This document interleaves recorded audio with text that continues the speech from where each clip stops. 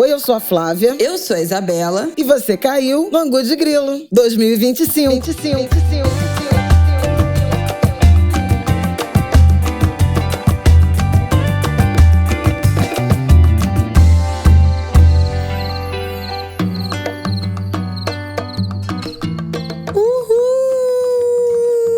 Feliz Ano Novo! Fernanda Torres! Gente, não tem Feliz Ano Novo numa segunda-feira, 6 de janeiro, em que Fernanda Torres ganhou o Globo de Ouro de melhor atriz por Ainda Estou Aqui. Gente, meu Deus do céu! Não tem episódio que a gente possa fazer hoje que não seja integralmente falando disso. A gente foi fazer a nossa reunião de pauta, minha mãe mandou os assuntos e eu falei, meu Deus, nada disso é mais importante do que Fernanda Torres. Não quero falar de contaminar a minha alegria com nenhum outro assunto. Angulers, feliz ano novo! Melhor dia do ano já. Já é o melhor dia do mês de janeiro e janeiro mal começou. Pois é, só pode melhorar. Vamos lá, vamos com fé. Quer dar um feliz ano novo aí, Flavião? Não, de fato, agora o ano só pode melhorar, né? Com essa notícia no Dia de Reis, um presente que a gente ganha, que o Brasil ganha no Dia de Reis. E tem muita simbologia isso, né? Simbologia do nascimento de um novo ano, simbologia do renascimento da esperança e da gente sendo presenteado com esse talento multigeracional. Porque ainda tem essa... Aqui uma mãe e uma filha, né? Então, ainda tem esse simbolismo que me emociona profundamente da Fernanda ter ganho 25, 26 anos depois, né, de Central do Brasil, com a Dona Fernanda, a imagem da Dona Fernanda comemorando, torcendo, gente! E comemorando, a declaração da Fernanda dizendo, mamãe, né? Mamãe, sempre acreditou. Ela tinha então, certeza. Assim, gente, são muitas camadas. São muitas camadas de muitas coisas. Pessoais, políticas, internacionais, artísticas e simbólicas, né? Do ponto de vista do Brasil, a gente vai chegar lá. Tem muita coisa para falar. Pois é, não, tem muita coisa para falar disso. Tá quieta só no on, porque no off, as férias foram off de redes sociais, mais de falação e de encontros. Quero falar disso também, do meu sumiço virtual. Gente, então vamos aos assuntos desse episódio. A gente, obviamente, vai começar falando de Fernanda Torres. Já começamos, porque é muita empolgação. Depois vamos falar rapidinho das nossas palavras do ano. Vocês lembram que ano passado a gente falou aqui quais seriam a nossa palavra escolhida para ditar as regras aí de 2024. A gente fez essa revisão aí no último episódio aqui do Angu. E o último de 2024, aquele curtinho que a gente deu Feliz Natal, Feliz Ano Novo, a gente falou o que a gente tinha, qual era a nossa avaliação, time da análise da nossa palavra do ano. E agora vamos contar aqui o que a gente está pensando de palavra do ano para 2025. E aí, por último, vamos fazer um bloco que eu espero que seja rápido, de pop-ups, de algumas notícias aí que já começaram a pipocar nessa virada de ano, que não tem nada muito a discorrer agora, mas que a gente deixa aí de um pop-up que ainda vai aparecer com mais profundidade pra gente ficar de olho ao longo dessa semana e das próximas. Não quero me estender, porque eu não quero estragar o clima maravilhoso de Golden Globes. Então eu não quero falar de notícia ruim, de gente ruim, de coisa péssimas. Que aí, quando envereda pra esse lado, é ladeira abaixo. E nós estamos com um astral maravilhoso nessa segunda-feira, gente. Pelo amor de Deus, vamos começar esse episódio. Quero começar, antes da gente falar de Fernanda Torres, vai ter esse corte. Eu sei que o Angu de Grilo não tem vídeo, mas vai lá no meu Instagram. E no Instagram do Angu de Grilo já vai ter esse corte da nossa caneca. Eu não acredito que você não tá com a caneca. Eu esqueci de usar a caneca. Ah, não, gente. Olha só, minha tia, Ana Cristina, mandou fazer a caneca para a família de presente de Natal, Pérolas de Flávia Ol. Eu compartilhei nos meus stories, gente. Vocês piraram, quem viu lá no story pirou com as frases que aí nós temos na direção de, mas veja, daqui das do Angu, né? Que ela fala aqui no Angu. É de uma beleza. Aí faltou, como é que é? Não é trivial, em que pese também. Já tem outra lista. E tem uma, que você acabou de falar, que eu pensei, me emociona profundamente. Tem que ter. Toda vez tem, me emociona profundamente. Então, primeira versão da nossa caneca, Pérolas de Flávia Ol, já está on. E vem aí a versão para os Angulhos. Gente, esse ano tem que sair. Eu vou ter que fazer isso. Antes da gente começar, queria mostrar a caneca. Bom, dito isso, vamos começar falando de Fernanda Torres. Eu estava com muita esperança, muita expectativa a partir da notícia, né, da reportagem da Variety, que é um veículo, né, de entretenimento gringo, que falou que ela era a favorita, cravou ela como a favorita. Ela estava o tempo todo sendo muito realista e eu acho que ela não estava nem pessimista ou pé no chão demais. É realmente muito difícil que atrizes em filmes de língua estrangeira sejam indicadas na categoria principal, né? Que filmes de língua estrangeira sejam indicados nas categorias principais. Então, assim, o fato dela ter sido indicada em um filme falado em português, né? Que se ainda fosse, sei lá, né? Espanhol ou francês, né? Tem muito filme francês, filme argentino, tem outros polos de cinema ao redor do mundo que tem esse prestígio, apesar da gente saber que o cinema brasileiro é incrível, mas o mundo não necessariamente sabe disso, e aí isso é outra coisa que eu queria falar depois. Mas eu acho que ela foi muito pé no chão em todas as entrevistas em que ela falava, gente, só a indicação já é uma coisa muito importante, já é uma vitória, já é de se comemorar, a gente tem uma barreira muito grande da língua, né? A gente é isolado aqui no continente por falar português, então o fato dessa indicação chegar já é uma coisa imensa. A chance de ganhar é praticamente nula. Isso que foi o mais incrível, que eu vi até alguém comentando no Twitter, que não foi uma vitória no momento em que as outras indicadas eram atrizes medianas, né? Tipo assim, ganhou porque não tinha ninguém muito bom. Porra! Tinha Kate Winslet, tinha Nicole Kidman. Tinha... Como é o nome daquela? Tilda Swinton. Tinha Angelina Jolie. Então, assim, e Pamela Anderson, né? Eram as outras... Pamela Anderson, isso. Passei pelas outras... Acho que falamos, foram 6. Sim, falamos. Exatamente. Então, assim, eram atrizes que já ganharam Globo de Ouro, já foram indicadas várias vezes. Eu tava vendo, acho que a Kate Winslet foi indicada, já ganhou 2. A Nicole Kidman também já ganhou 2. Swinton, isso. Então, assim, são atrizes não só indicadas, como já vencedoras. E ela falou em várias entrevistas, a chance, gente, é nula, assim, não vai ganhar. Mas foi apontada como a favorita, e quem tá acompanhando, né, a Fernanda nas redes, desde que o filme foi lançado, né, a gente falou aqui do filme, a gente assistiu na semana anterior do lançamento, falamos aqui no Angu na semana em que o filme foi lançado. Quem não ouviu esse episódio, volta lá. Eu vou até achar para vocês qual o número que foi agora, porque eu acho que vale a gente voltar nessas reflexões. Foi o episódio 260, de 5 de novembro.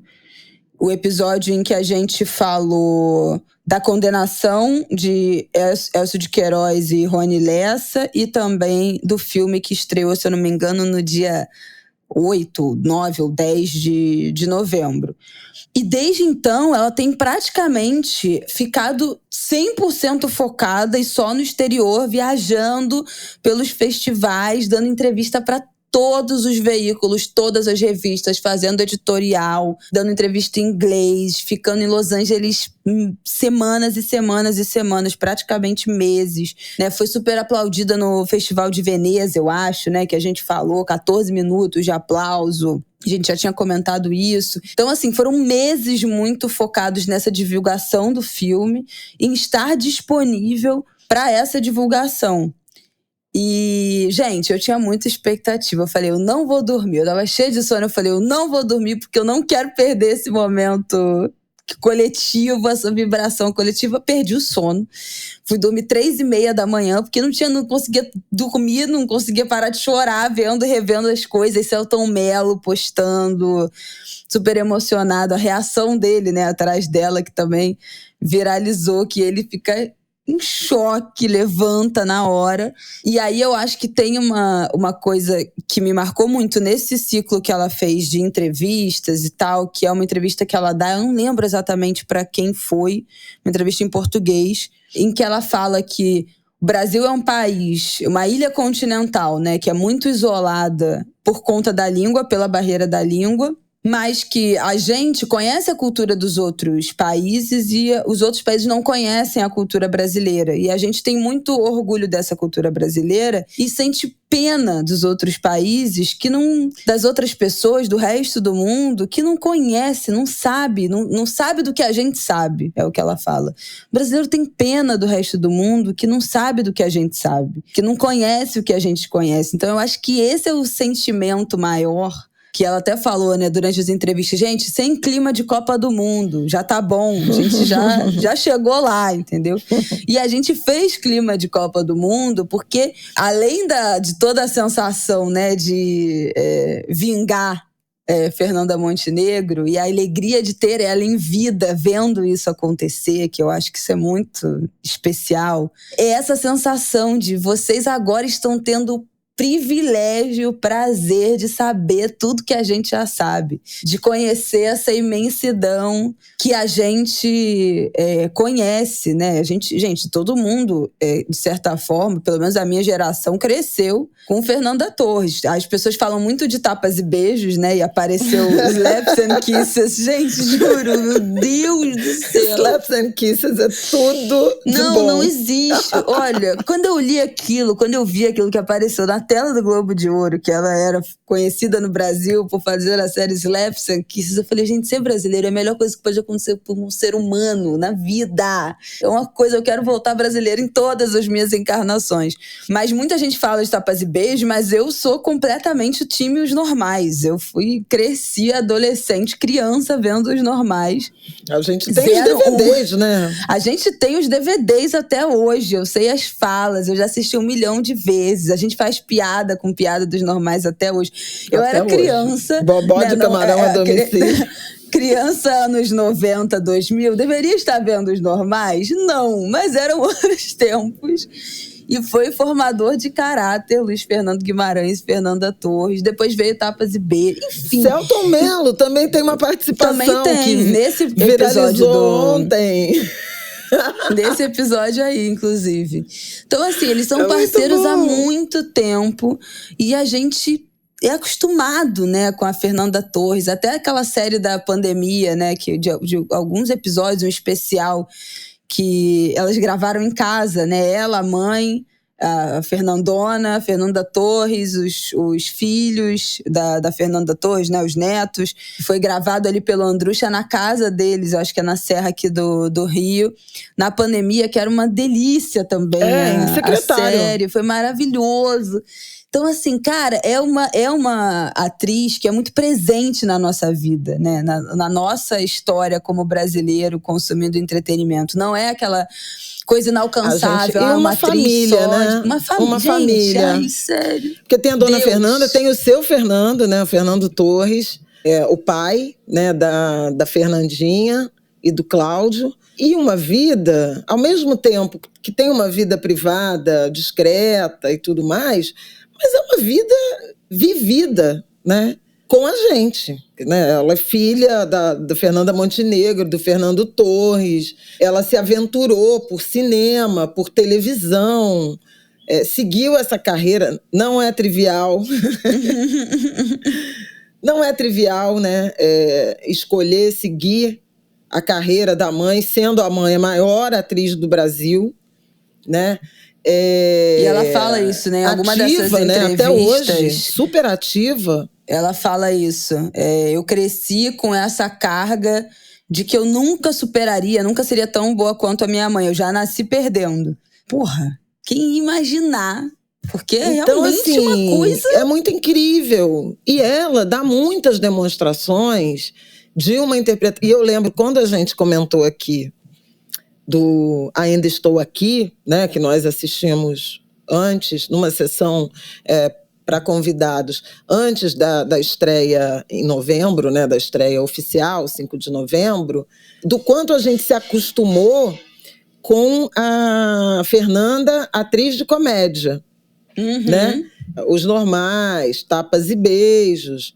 Eu posso lembrar do Marvada Carne, que é um filme hilário. Mas ela já tinha sido premiada em Cannes, muito novinha, por Eu Sei Que Vou Te Amar, o filme do Arnaldo Jabor. Ela está na primeira grande incursão do Walter Salles, que é Terra Estrangeira, e é muito interessante, gente, quando você pensa assim nessa... Se a gente pensar numa espécie de trilogia, tem muitos críticos, eu não sou crítica de cinema, mas muitos críticos falando que Ainda Estou Aqui fecha um pouco, né?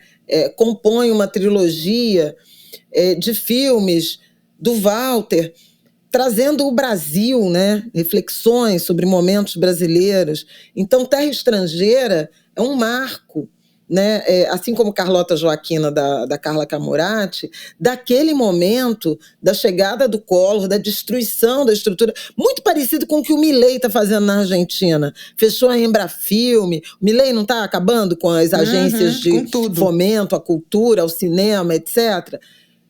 1990, quando o Collor assumiu, foi exatamente isso. Então o cinema brasileiro praticamente acaba.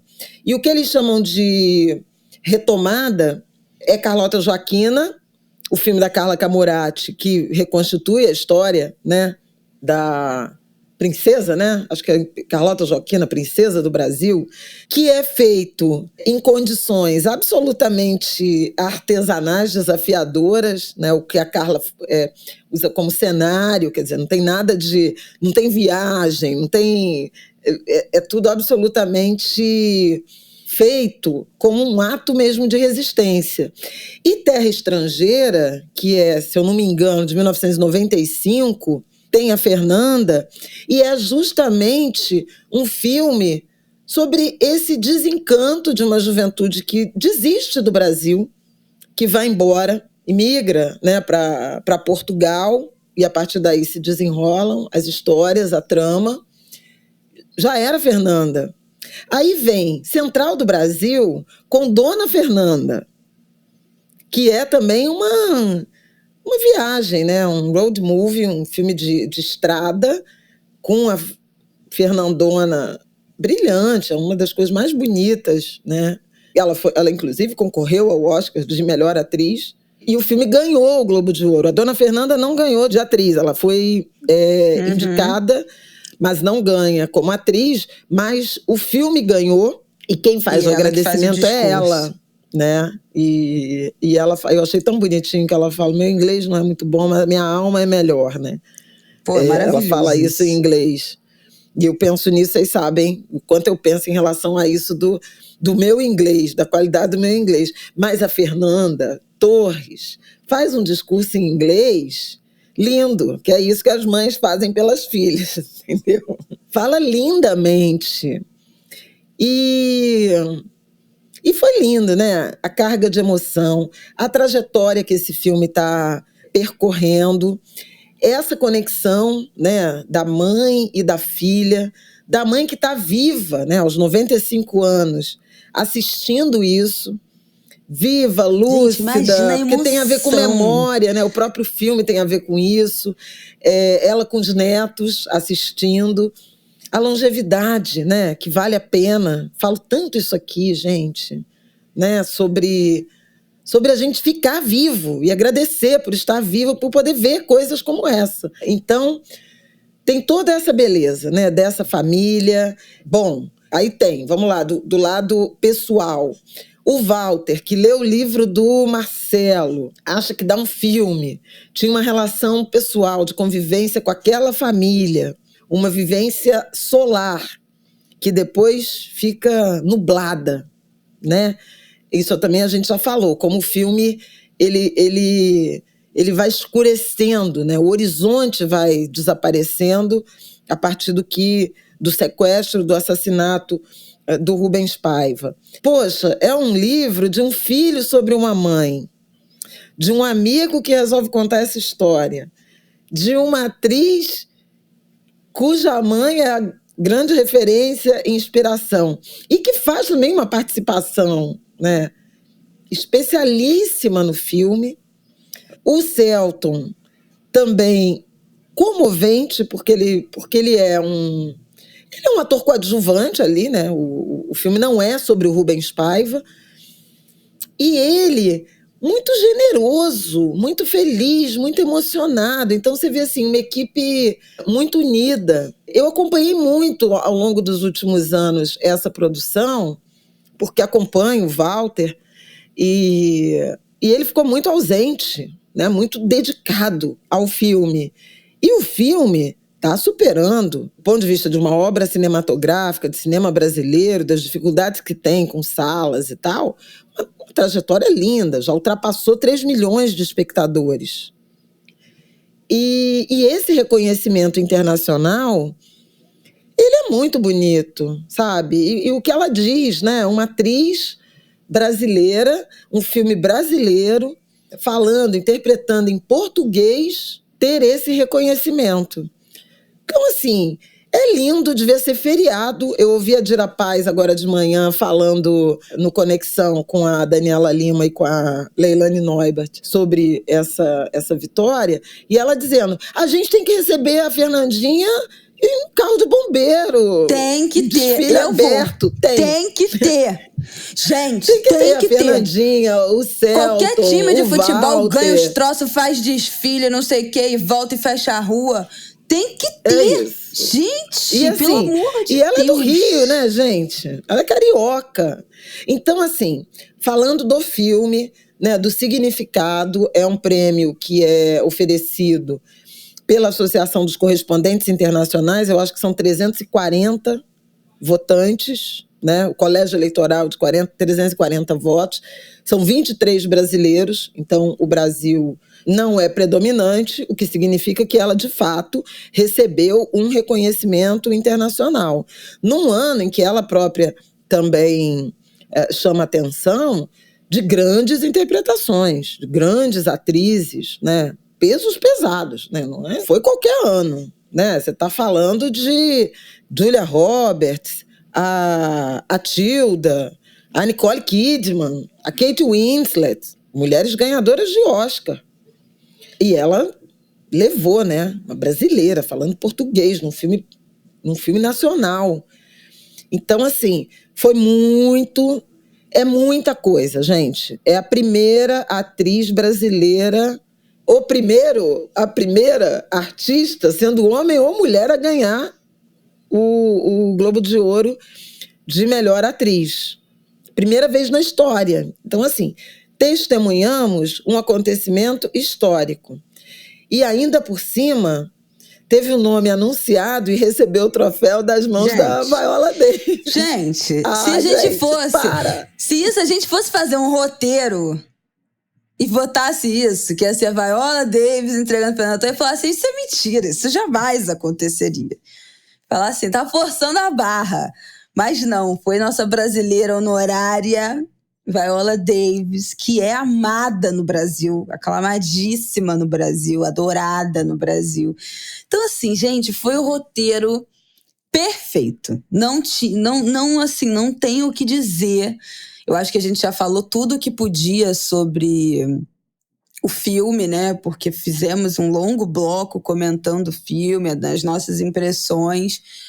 Mas foi muito emocionante acompanhar a crescente que foi essa campanha. a dedicação de todos eles, né, durante esses últimos meses de divulgação do filme, o quanto a Fernanda viajou, e ela fala que morre de medo de avião, então foi para lá e para cá de avião, nessa entrega total para fazer o filme, enfim, chegar mais longe, né, chegar a mais pessoas, ser reconhecido lá fora. E a gente sabe que nosso cinema tem valor, mesmo não sendo muitas vezes reconhecidos, mas eu acho que não é viralatismo a gente ficar feliz e comemorar essas grandes conquistas, esses prêmios internacionais, porque eu tô com a Fernanda. Eu acho que é a sensação de agora vocês estão vendo, vocês vão poder experimentar o que é bom, sabe? De que a gente tem a cápsula do segredo que só a gente consegue acessar, e a gente fica o tempo todo pensando, meu Deus, como essas outras pessoas não têm a menor noção e são infelizes e poderiam ser muito mais felizes se tivessem a oportunidade de ver o que a gente consegue ver e viver o que a gente consegue viver aqui no Brasil, com todos os horrores também. Eu postei até isso no Instagram. Pode até ser uma merda, mas é meu país. E eu quero vir brasileira e tenho muito orgulho de ser brasileira nesta encarnação e em todas as próximas e outras. Então eu acho que esse é o grande sentimento, assim, de que a gente merece muito, de fato, esse reconhecimento. E a sensação que foi um fechamento de ciclo, né? Assim, impressionante. Como essa história da Fernanda Montenegro não ter ganho o Globo de Ouro, não ter ganho o Oscar por Central do Brasil, é uma ferida aberta no coração dos brasileiros. A gente não desiste de falar como é que pode a Gwyneth Paltrow ter ganhado da Fernanda Montenegro.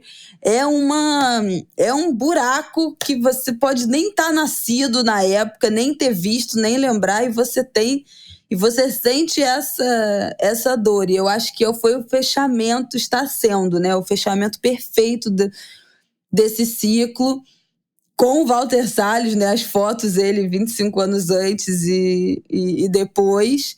E com Dona Fernanda viva para assistir esse momento, né? Viver esse momento e essa felicidade que deve ser inimaginável. Imagina, gente, você ser Fernanda Montenegro, a mais fodona, e aí você tem uma filha que, tipo assim, que consegue o que você não conseguiu, mas ainda que tenha sido incrível, imenso ter chegado, e você, a sua filha, consegue esse prêmio, esse reconhecimento. Então eu não consigo nem imaginar a emoção que deve ser isso.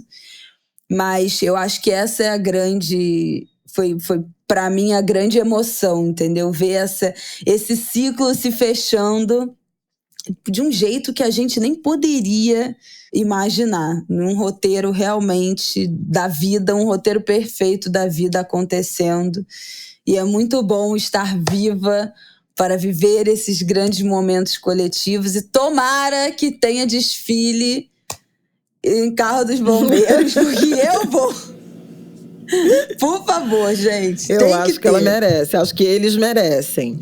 Agora, olha só, eu queria falar de política, né? Porque, enfim, falamos de tudo que isso representa do ponto de vista agora vamos baixar do mercado, né? O mercado que também tem um potencial de um mercado que pode se abrir, né? Para artistas, roteiristas, histórias brasileiras. Eu acho que estimula muito quem é cineasta, quem é roteirista, quem é artista. Aliás, houve, né, algumas críticas, algumas cobranças por representatividade, em razão de Ainda Estou Aqui, se debruçar sobre a história dessa família, uma família de classe média. Eu não vou nem entrar nessa polêmica, porque eu acho ela algo ridículo. Cada um conta a história que quiser. Quer contar outra história, vai lá, faz seu projeto, apresenta sua história, escreve seu livro, enfim. Um cineasta, uma atriz não é obrigada, né, a contar uma outra história que não é a história que o emocionou. E nesse caso tem questões muito particulares, muito pessoais envolvidas. Então, eu acho um tanto equivocado. Sou uma grande defensora da representatividade, mas não me parece que Ainda Estou Aqui tivesse, nem originalmente, nem tivesse de ter a pretensão de representar a totalidade do sofrimento que famílias brasileiras sofreram, enfrentaram em razão da ditadura militar. Cada filme é um filme, a gente devia ter mais filmes sobre isso, inclusive, né? A Argentina é muito feliz quando produz isso, o Chile já produziu, e o Brasil também já produziu. Vários filmes, documentários, enfim, livros. Tomara que esse impulso do Walter, a partir do livro do Marcelo, personalíssimo, sobre a história da mãe dele, que se confunde com a história do Brasil, que vai dar lá na defesa dos direitos indígenas, depois que ela se forma em direito, né? Depois de tudo que aconteceu, que isso inspire outras histórias, que produtores estejam atentos, porque não faltam histórias, né? O arbítrio brasileiro produziu muita violência, a gente já viu Marighella, por exemplo. Marighella é a história de um homem preto, também baseado num livro biográfico primoroso do Mário Magalhães, Seu Jorge no papel. Inclusive, muito interessante isso, porque o Seu Jorge foi escolhido como protagonista sendo um preto retinto, mas o Marighella não era um preto retinto. E eles quiseram exatamente carregar nas cores, digamos assim, literalmente. Então, super importante isso. E o filme é ótimo, incrível. O Seu Jorge está muito bem. Humberto Carrão, que está em todas, né? Também tem um papel fortíssimo. Então, vou só deixar isso aqui guardado, porque acho que o sucesso e o reconhecimento internacional de Ainda Estou Aqui pode sim nos abrir oportunidade, atrair olhares, né, para a produção, para o audiovisual brasileiro. Assim como outro dia uma influenciadora estrangeira leu Dom Casmurro, né, e aquilo viralizou e Machado de Assis começou a ser vendido, né? Não, e só se fala em Clarice Lispector agora. Clarice depois, na sequência. Enfim, é sobre isso, né? Então, de fato, a visibilidade internacional... A Cate Blanchett só fala, toda a entrevista que a Cate Blanchett deu nos últimos meses, ela cita Clarice Lispector. Pois é, mas pega a senha, porque a nossa Maria Fernanda Cândido já tá nessa estrada, né? E nessa entrevista que eu falei que a Fernanda fala, que os brasileiros têm pena do mundo, ela fala, eu tenho pena de alguém que nunca leu Machado de Assis, que não sabe quem é Candeia, essa de Queiroz. Ela vai citando assim, porque a gente conhece um lado que as pessoas não têm a menor noção. E é isso. Eu acho importante, quer dizer, um reconhecimento internacional abre possibilidades não só para a Fernanda, para o Walter, para o elenco, para a produção desse filme especificamente, mas para o Brasil, né, para a produção brasileira. Então, todo mundo devia estar muito feliz, né, do ponto de vista patriótico, né, mas também do ponto de vista de possibilidades de oportunidades, especialmente dentro da indústria. Eu acho que faz diferença, eu acho que é um salto. A gente tem alguns outros artistas que trilharam, né, percursos, carreiras bem-sucedidas, internacionais. Sônia Braga é um grande exemplo, Rodrigo Santoro é exemplo. Enfim, vamos por aí. O Carlos Saldanha, né, com o Rio, na animação. Enfim, Sérgio Mendes com música, com trilha, enfim, Jorge Benjó, Tom Jobim, é isso. Vamos jogando no vento. Eu queria lembrar do Carnaval da Portela, que fez o livro Defeito de Cor, da Ana Maria Gonçalves, bater também recorde de venda, voltar pro topo, né, das listas de vendas de livro. Então, assim, a nossa cultura é muito potente. Eu concordo com a Fernanda e com a Isabela, né, falando dessa riqueza cultural brasileira, que é algo desconhecida. A língua portuguesa não é, né, não tem o potencial a caixa de ressonância que é o inglês ou o espanhol, por exemplo. E não tem o prestígio do francês e até do italiano, do ponto de vista do cinema. Essas duas línguas, embora sejam não tão faladas quanto inglês, adquiriram um grande prestígio. E aí a gente pode, enfim, pensar nessas possibilidades. Podemos pensar nessas possibilidades também aí numa provocação na direção do poder público. Olha o potencial, olha onde é que a gente pode chegar. Olha quanta gente é empregada, né? Além de arte, essa cadeia produtiva, o quanto ela é importante. Então, governadores, prefeitos, presidente da República, Ministério da Cultura, Ministério do Turismo, Embratur, enfim, estão pensando nisso, né? Na fronteira de oportunidades que podem se intensificar, se consolidar a partir desse reconhecimento. A gente precisa ter financiamento, precisa ter tecnologia, apoio, investimento, e acho que é um bom momento, a partir desse resultado de Ainda Estou Aqui, depois de anos de terra arrasada na cultura, no cinema brasileiro, pela pandemia e pela perseguição que o bolsonarismo impôs à cultura, aos artistas. Poxa, é um momento assim que pode ser um momento de virada, né, do ponto de vista da indústria, da produção, do estímulo. Agora, eu também queria falar de política propriamente, né? Eu acho que Ainda Estou Aqui é um filme que alcança a universalidade porque ele trata a partir de uma experiência muito particular de uma família, uma experiência real, do efeito da brutalidade, do arbítrio, da violência política, do autoritarismo, da ausência de democracia, né, da ruptura com valores democráticos. O filme é um afago, é um abraço à democracia, à resistência, à resiliência, ao afeto que une as pessoas, a persistência, anos e anos e anos, de 1972 até 1996, quando sai finalmente a certidão de óbito, quando o governo efetivamente admite, né, que o ex-deputado Rubens Paiva foi assassinado pela ditadura. E até hoje não tem vestígio do que aconteceu com o corpo. Então, é um caso ainda incompleto, ainda hoje. Mas a Fernanda até fala, né, no discurso belíssimo que ela fez, no momento de tanto medo que a gente vive no mundo inteiro.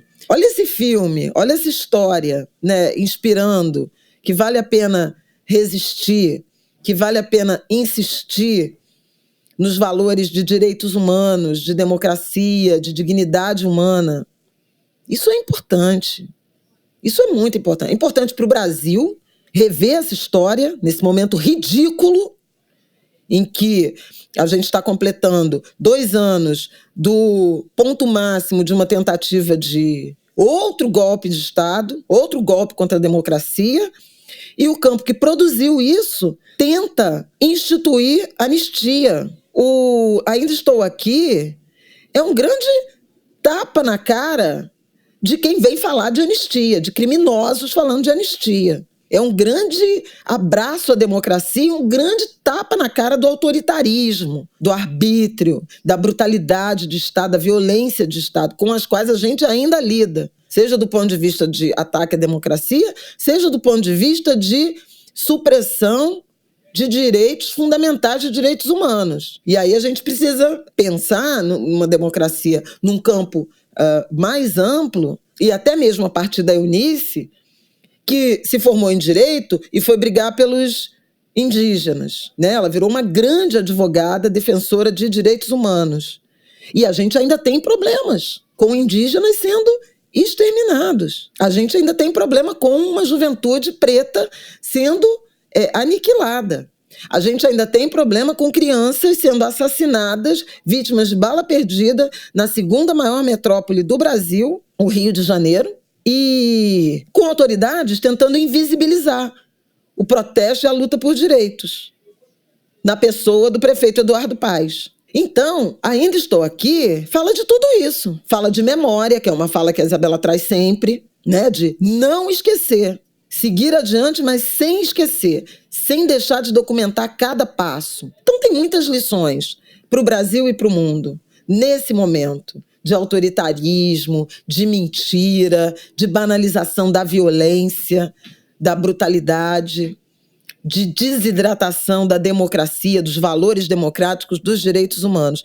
O filme é um presente e a premiação da Fernanda me parece que contém todos esses elementos, todas essas camadas, né, necessárias de reflexões sobre o quanto a democracia é importante. E não a democracia que temos, que fragilmente conseguimos preservar, mas a democracia que ainda não temos e que ainda temos que perseguir. Então, Eunice, Marli, Clarice Herzog, Jurema Werneck, Sueli Carneiro, Lúcia Xavier, são todas mulheres que lutam. Marielle, Marinette, Aniele, são todas mulheres brasileiras. Sônia Guajajara. Tem os homens também, mas eu quero falar das mulheres. Tem muitos homens que eu poderia dizer. Não. Não. Reconheço, tem inúmeros, podem se sentir contemplados, mas eu quero nomear as mulheres. Quero nomear as mulheres.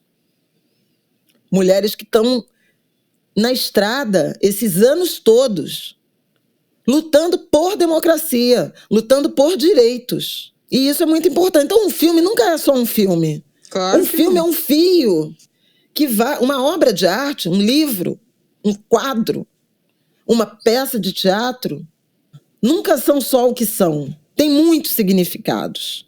Tem muita política simbólica e objetiva, né, nas lições de Eunice, do livro Ainda Estou Aqui, do filme do Walter. E eu queria falar também...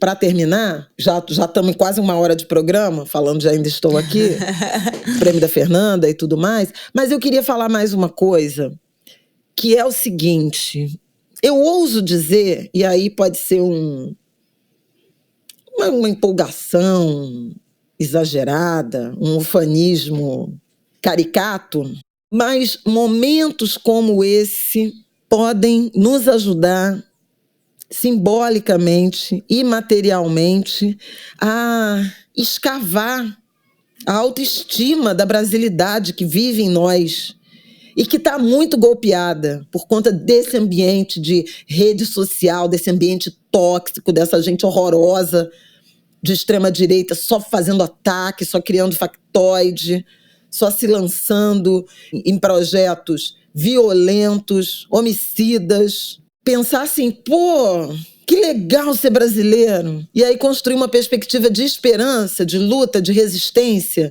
a partir dessa vitória histórica, desse momento histórico de uma atriz brasileira, recebendo esse reconhecimento internacional por um trabalho inteiramente feito no Brasil, do Brasil, uma história brasileira real, transformada em arte, com atores, com produção, com diretor, com roteirista, com argumento original, a partir de um escritor brasileiro que conta a história da sua mãe, que valoriza essa heroína feminina. Gente, tem muita coisa contida nisso, sabe?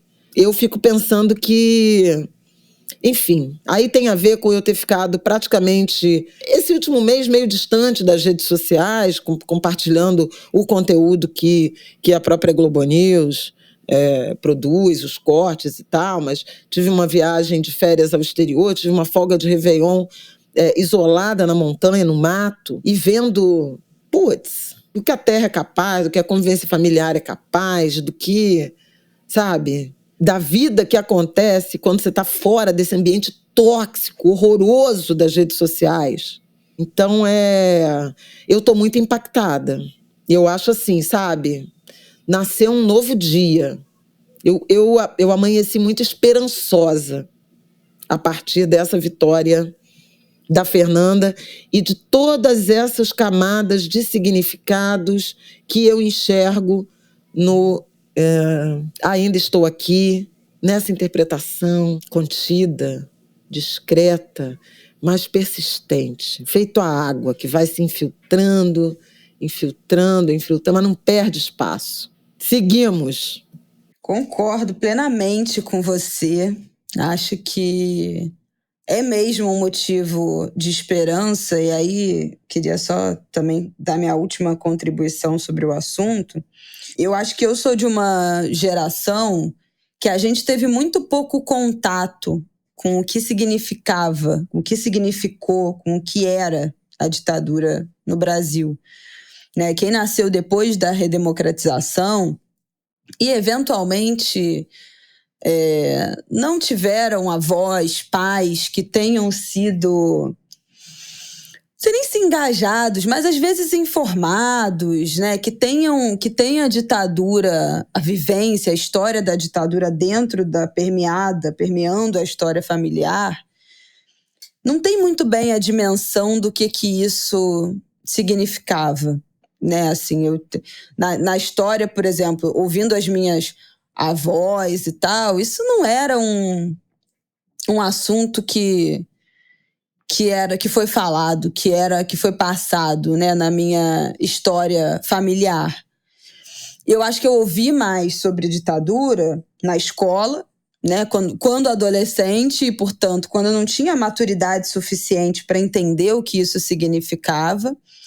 E se não tivesse escolhido uma carreira, né, fazer uma faculdade de jornalismo, estudar mídia, comunicação, obviamente, né, ser uma pessoa progressista, interessada por esses assuntos, talvez fosse muito mal informada e alienada sobre essa questão, porque o Brasil é um país que faz questão de não tratar desse assunto.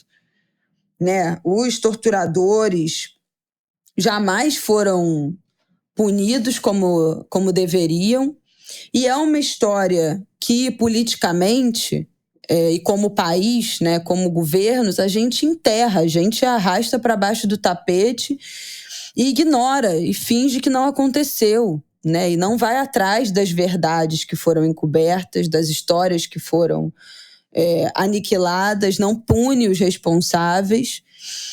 Então, assim, se você não faz parte, talvez, de uma bolha, ou de um grupo, ou de uma família que foi atravessada diretamente pela ditadura, ou que traz esse discurso forte, talvez você saiba, tenha crescido, tenha formado muito pouca opinião e conhecimento sobre esse assunto. E aí eu acho que a cultura, a arte tem esse papel. Né? Eu acho que, assim, 90% do que eu sei sobre, ou do que me chegou, né, primariamente sobre ditadura no Brasil, tem a ver com arte. São os filmes, são as músicas, né, dos cantores daquela época que eram censurados, que faziam músicas nas entrelinhas sobre a ditadura. Os jornais que tinham suas reportagens censuradas e trocavam pelas receitas, né? Então, muito do que a gente sabe do que foi esse período chegou até nosso conhecimento através das manifestações artísticas que tentavam combater e falar sobre aquilo do jeito que dava. Né? Eu acho que eu cheguei a falar aqui no Ângulo de Grilo da exposição da Rita Lee, que tinha o disco lá, que foi censurado, que teve música censurada, e aí é o LP riscado, no LP a faixa, para censurar a música em específico. Então, os artistas que foram presos, que foram perseguidos. Então, a arte tem um papel fundamental na divulgação para o Brasil médio, para o Brasil comum, do que foi esse período, do que viveu o Brasil, o meio artístico, as pessoas comuns, né, os políticos, os ativistas, os militantes nesse período. E eu acho que são filmes assim que apresentam essa realidade, como foi Marighella, por exemplo. Eu não li a biografia, o livro que tem, 1000 páginas, mas eu assisti o filme. Então a gente entra em contato com esse período, especialmente os mais jovens, pela arte. Então eu acredito 100% que esse filme é capaz de despertar uma geração talvez mais jovem do que eu, ou a minha geração, para perceber o que foi esse período, para conhecer talvez pela primeira vez, se aprofundar e abrir a porta de entender o que foi esse período nefasto da história do Brasil. Então, assim, é uma porta que a gente abre para conhecer esse assunto, para descobrir esse universo, que é o que a arte proporciona, né, para todos nós, como indivíduos, como consumidores, como população. E eu acho que esse filme tem esse poder, como outros também. Mas, assim, nesse momento, esse filme tem esse poder. Eu acho que, assim, a TV Globo tinha que... Hoje a novela tem 10 minutos e a gente vai botar esse filme na hora da novela das 9, sabe? Não tem novela hoje porque vai todo mundo assistir esse filme na sessão da tarde hoje. Eu nem sei se na sessão da tarde. Acho que não, né? Agora vale a pena ver de novo 2 vezes. Bota esse filme de tarde, bota esse filme de noite. Não tem mais nada mais importante hoje no Brasil do que a gente falar sobre esse filme, assistir esse filme e esse filme chegar no máximo de pessoas possível. Não tem nada mais importante. E se a Fernanda for nomeada para o Oscar, que se abre, né, essa chance ainda maior, vai ter que passar de novo em horário nobre. E se ela ganhar, tem que passar de novo uma semana todo dia de noite, entendeu? Assim, não tem nada mais importante, nenhuma outra oportunidade de debater esse assunto agora melhor e maior do que esse filme e esse prêmio. E alcançar uma geração que não sabe, que não aprendeu, que não teve a maturidade, que não chegou ainda no momento, não é o público de entender sobre isso e que pode, a partir da arte, descortinar, né, as verdades sobre o que foi a ditadura no Brasil. Então eu também estou muito esperançosa, eu acredito muito nisso. E eu espero que, apesar do filme ainda estar no cinema, gente, pelo amor de Deus, tem que passar na televisão. Vamos ver. O Ângulo de Grilo sai terça-feira, a gente está gravando segunda no final da manhã. Não sei ainda o que vai acontecer, mas estou na torcida para que os brasileiros possam aproveitar essa empolgação para assistir esse filme todo mundo junto hoje de noite na televisão. Dona Globo, faça alguma coisa. Não é Globoplay, Globofilme, blá, blá, blá, blá, blá, blá. Então, vocês só têm uma tarefa, que é essa. E chega, vamos pro nosso próximo bloco, pelo amor de Deus? Vamos, 1 hora de Ainda Estou Aqui. Walter, que história, Walter. Gente, a vida presta! A vida presta! Vamos, gente, vamos pro nosso próximo tema. Bom, vocês sabem que a gente fala da nossa... Já que no Ângulo de Grilo é o 2º ou 3º ano que a gente fala aqui nossa palavra do ano. Quem me ensinou, quem despertou em mim essa vontade de escolher minha palavra do ano foi a Bárbara, dos Anjos, jornalista, podcaster no Estamos Bem. A Bárbara, o Estamos Bem encerrou, né, no final do ano passado, 2024. Mas a Bárbara gravou um vídeo lá nas redes dela falando sobre a palavra do ano dela, fazendo essa reflexão. Ela escolheu a palavra para 2025, a palavra presença, e fala: vou imitar a palavra da Bela para 2024. Eu nem lembrava que tinha sido presença que eu tinha de fato falado com a Bárbara. Eu fiquei na minha cabeça que tinha sido conexão, mas né, eu tinha até comentado isso no Ângulo de Grilo da semana passada. Então, beijo para a Bárbara, que é ouvinte do nosso Angu também. E minha palavra do ano, gente, eu já falei lá no Conselhos que você pediu. Se você, meu outro podcast, se você já ouviu o primeiro episódio desse ano, que eu falei das minhas metas do ano, eu contei também a minha palavra do ano. Mas eu quero que seja estudo, aprendizado, aprender. Eu tô nesse universo aí do campo do aprendizado e do estudo esse ano. Minha mãe estava falando, né, como as redes sociais são um ambiente muito tóxico, em muitos sentidos, né? Eu gosto muito, isso é minha vida, meu ganha-pão, meu trabalho também. mas entendo que eu formei ali uma bolha de rede social que me faz algum bem, mas que é um ambiente muito, de modo geral, muito nocivo. E a gente fica tempo demais, né? E a minha sensação é que nos últimos anos, com esse excesso de redes sociais, eu emburreci, assim. Primeiro porque eu foquei minha vida em outras coisas, né? Em ter filho, cuidar do meu filho, primeiros anos do meu filho e tal. E foquei muito o meu descanso, ou os meus momentos de cansaço foram muito orientados para ficar na tela, rolando o Instagram e na rede social, ao invés de fato, fazer um descanso mental, né? Eu falei disso em 2 episódios do ano passado do Conselho que você pediu, sobre ócio e descanso mental. Quanto às vezes a gente acha que a gente está descansando a nossa mente rolando feed, vendo TikTok infinito. E, na verdade, isso não é, né, um descanso mental. E como eu senti, especialmente no ano passado, um déficit muito grande que foi um ano que eu li muito pouco, que eu não terminei direito nenhum livro. Eu comecei várias coisas e larguei pelo meio do caminho. E que apesar, né, de estar...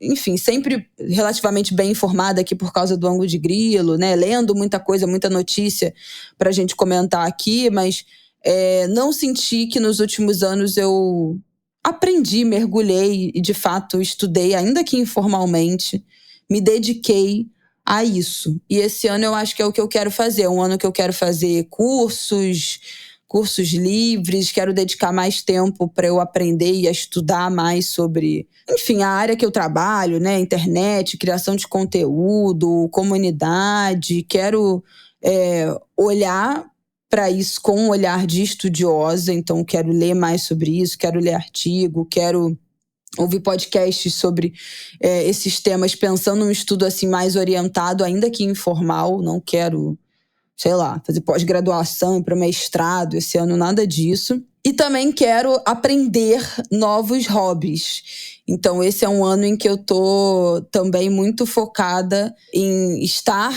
em contato com hobbies, coisas que eu gosto de fazer, mas também aprender coisas novas. Então, terminando esse Ângulo de Grilo, eu vou para a minha primeira aula de costura, que é uma coisa que eu tenho vontade de aprender há muitos anos. Tenho máquinas antigas das minhas avós e sempre tive vontade de aprender. Me matriculei para fazer na pandemia, veio a pandemia e não fiz, né? Na época, né, da pandemia, aí começou a pandemia, achamos que ia ser 15 dias, depois ia voltar o curso e, obviamente, nunca mais fiz. Então, quero aprender isso, quero aprender a fazer curso de marcenaria, de restauração de imóveis.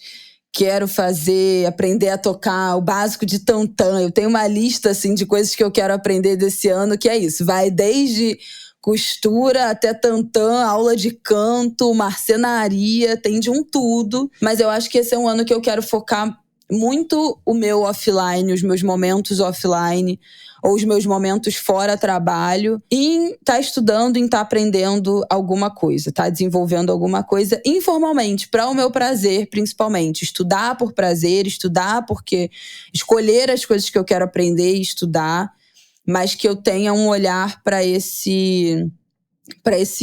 área aí da minha vida que estava bastante abandonada aí nos últimos vários anos. É isso. Não tem uma métrica do tipo, eu quero ter estudado 100 horas, sei lá, por mês. Não, longe de mim. Mas eu quero chegar no final do ano e fazer minha avaliação aqui com vocês no Ângulo de Grilo e falar, não, esse foi um ano em que eu aprendi várias coisas novas, em que eu estudei, mantive uma constância, estava sempre ali consumindo alguma coisa que me fez aprender, que me fez estudar um tema novo, que abriu um horizonte. Quero que no final do ano eu tenha esse balanço de que foi algo que eu fiz com constância. É isso, gente. Estou muito curiosa de saber a palavra do ano de vocês também. Angulers, comentem aqui lá nas nossas redes, porque eu estou muito animada para ser um ano aí de aprendizados para mim. E você, Flávia? Tá mudo o microfone. Eu preciso... enfim, não só renovar os votos, né, do ano passado, em relação a continuar cuidando da saúde, fazendo exercício. Ai, meu Deus, tem o negócio da São Silvestre, né, minha meta. Eu não sei se eu vou conseguir, mas enfim, vamos lá. É um projeto. Vamos ver se se concretiza. Hoje eu já estou achando uma meta ousada demais. Já ando arrependida de ter feito, mas vamos lá. 15 quilômetros num pace 4, calma. Também não é assim. Tô calma. Primeiro, não ter... Eu acho que essas metas, elas precisam ser cumulativas, né? Então, você apresenta novas palavras, mas você não abandona exatamente a ideia com a qual você se comprometeu no ano anterior. E aí, nesse sentido, eu preciso, nesse início de ano, renovar os votos de cuidados com a saúde. Então, tem exames que eu preciso fazer até meados de fevereiro e retomar a rotina de exercício físico. Mas a palavra que eu gostaria de apresentar como símbolo de 2025 é poupar, é poupança. Mas poupar não só no sentido financeiro, porque nos últimos 3 anos eu, financeiramente me envolvi num empreendimento muito ousado de construção e isso, drenou minha poupança. Eu sou uma pessoa muito controlada financeiramente, então eu realmente preciso reconstruir esse colchão, que é uma coisa que me faz bem, que é parte da minha história, né? Eu brinco assim, eu sempre fui uma preta superavitária. Eu sempre busquei estar em dias com as minhas dívidas, ter uma poupança, ter uma reserva. E eu, em razão de escolhas absolutamente racionais e com as quais eu estou plenamente satisfeita, eu me descapitalizei. Então, tem um sentido de voltar a poupar, economizar dinheiro, né? Tentar e, com fé, conseguir economizar dinheiro. Mas me poupar também, sabe? Eu fiquei pensando que eu escolhi, originalmente pensei nessa palavra, a partir dessa ideia da saúde financeira, mas eu também quero me poupar. Me poupar das redes, me poupar das tretas, sabe?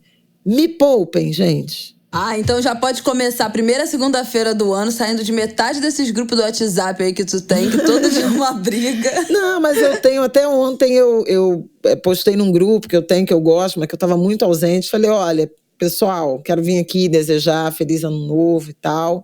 Fiquei muito ausente, me fez muito bem esse detox e ele vai continuar. Então, precisando, contem comigo. Precisando, não me procure.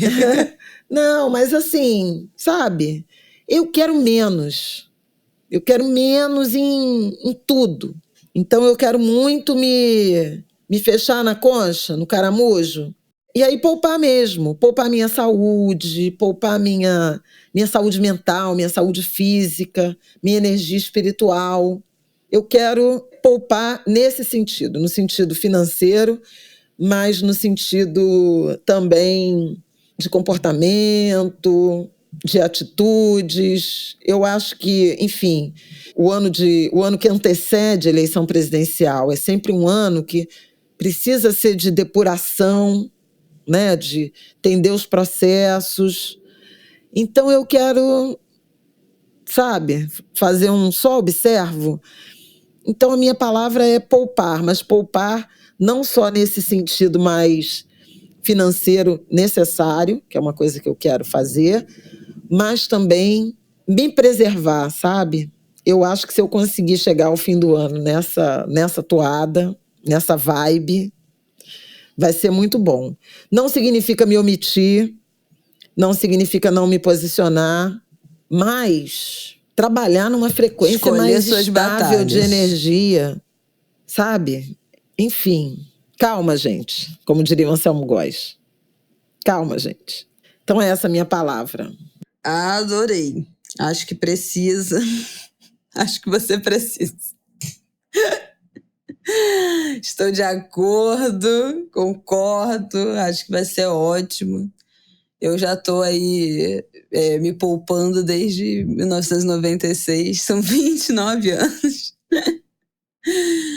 É isso, minha gente. Vamos pro nosso último bloco dos nossos pop-ups aí da semana? Vamos que vamos então para fechar esse episódio.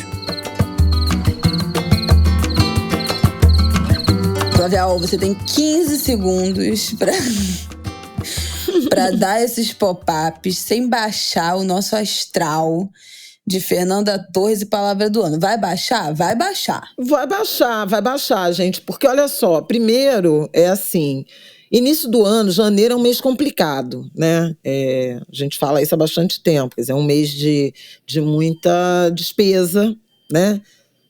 Quem tem filho em escola particular ou em colégio que o poder público não oferece, por exemplo, material escolar, uniforme. Então, são muitas despesas, renovação de matrícula, quase sempre, né, reajustadas em relação à inflação do ano passado. A gente está com juros altos, então quem está endividado também tem um impacto grande. Tem os impostos, né, IPTU, para quem tem carro, IPVA.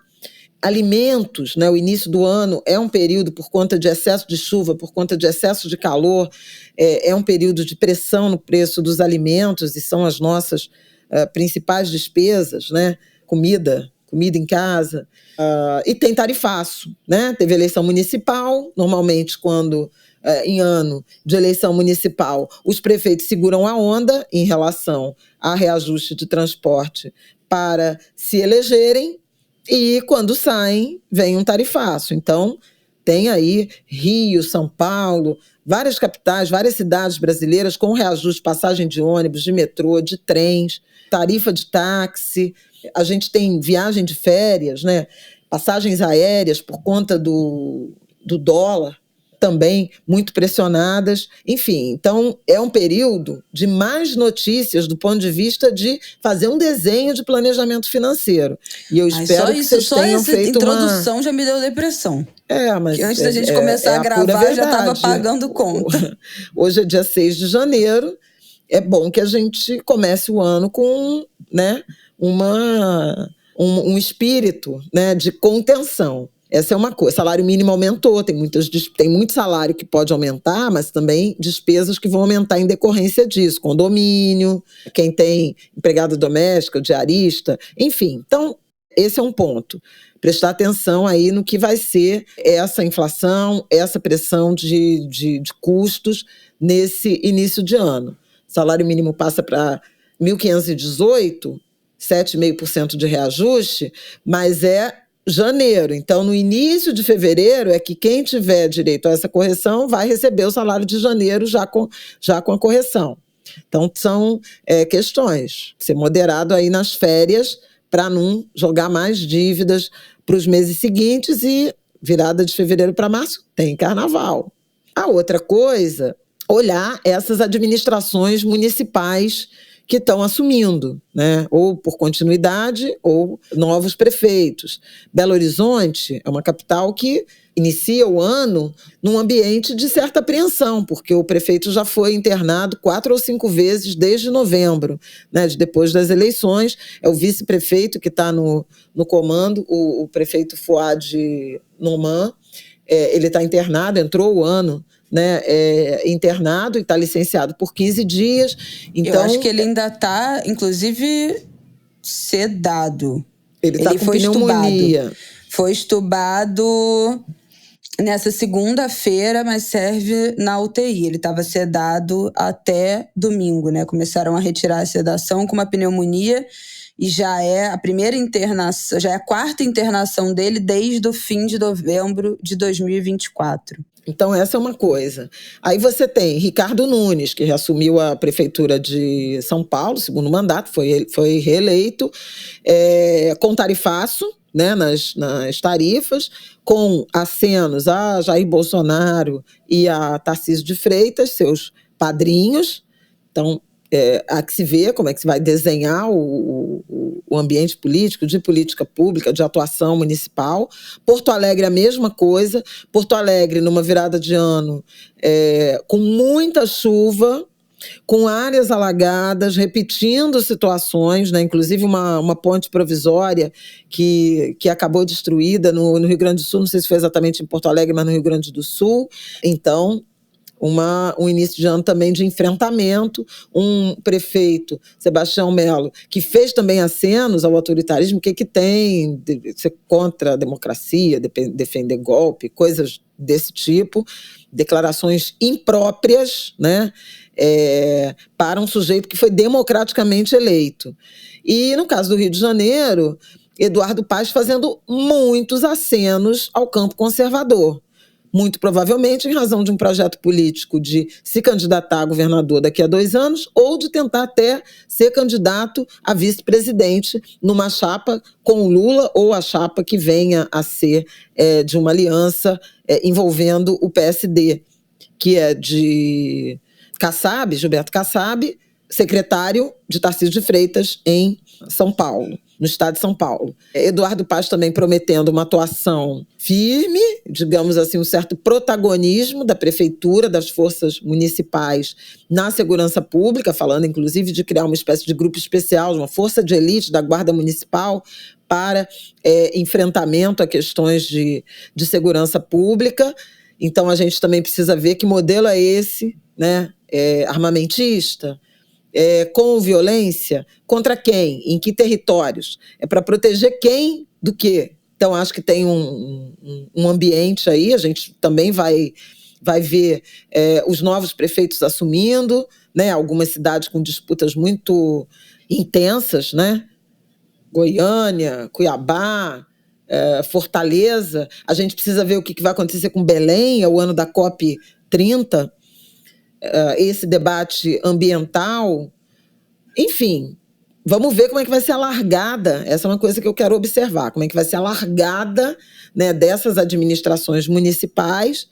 A gente precisa ver como vão se desenrolar as negociações entre Congresso Nacional, Supremo Tribunal Federal e Poder Executivo, Lula, Planalto, etc., em relação ao orçamento, em relação a emendas, em relação à reforma ministerial. Então, um início de ano, assim, do ponto de vista político, cheio de calor, né? Bem tensionado.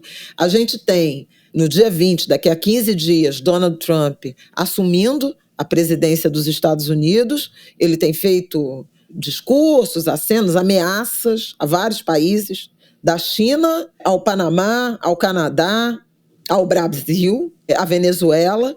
Dia 10 de janeiro, a posse de Maduro, daquela eleição que, enfim, não teve um desfecho, que está posto em dúvida. O que vai acontecer com a Argentina. Enfim, Moçambique, depois a gente precisa também falar de África, né? Moçambique num clima quase de guerra civil, em razão de uma eleição questionada pela sociedade, pela população, em que o candidato governista ganhou, teve a sua vitória referendada, mas é o mesmo grupo político que está desde a independência, em 1975. A gente tem tensões, Rússia, Ucrânia, China, Europa, né? França, enfim. É um início de ano de um mundo muito conturbado. O Oriente Médio, né? Israel, Gaza, Síria. Então, temos que olhar muito para dentro e temos que olhar muito para fora, né? Porque são movimentos que nos sugerem coisas. Então, é um pouco esse pop-up, que é, na verdade, um pop-up de desafios para o ano, né? Mais do que para janeiro, de desafios, de pontos de observação para o ano de 2025. Era isso que eu queria deixar. Eu acho que tá bom, né? Acho que já falei demais, inclusive, tá de ótimo, tá ótimo. E eu acho que ela não quer gente, quebrar o clima. Não quero. Encerra o assunto, prende o verbo. Eu acho que a astrologia, para quem se interessa e acredita, diz que esse será um ano bastante complicado, pesado, complexo para o mundo. E eu acho que a gente já está apreensivo, né?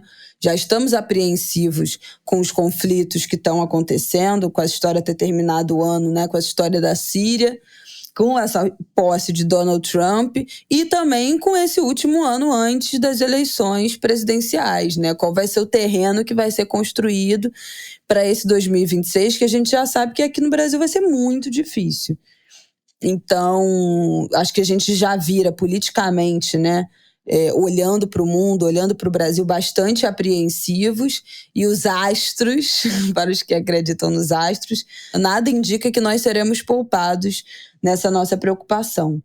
Então, eu acho que é isso. Esse é o caminho, a gente está atento, a gente está bem informado, a gente está atento ao noticiário, atento às fake news, atentos a essas inteligências artificiais, o tipo de conteúdo, né, de informação falsa que esses softwares, que essas inteligências são capazes de gerar e disseminar. Então, atento às nossas redes familiares, aos conteúdos que as pessoas estão consumindo, compartilhando, porque, enfim, é sempre uma estrada longa, né, em direção a uma nova eleição presidencial. Isso não é vivido do ano para o ano, nem do ano anterior, mas a gente sabe que esse ambiente vai começar a ser tensionado bastante nesse ano. Então, precisamos estar muito atentos a tudo isso.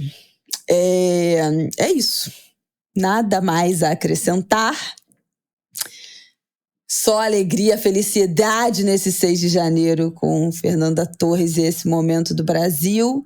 Desejar de novo um feliz ano novo, um feliz 2025 para todos os angulers, especialmente de muita saúde para enfrentar o que a vida vai apresentar para nós. E muita prosperidade em todos os campos das nossas vidas. Não só prosperidade financeira, mas prosperidade das nossas metas, dos nossos planos, dos nossos sonhos, das nossas relações, dos nossos trabalhos, que seja um ano muito próspero, em que tudo ande para frente em nossas vidas.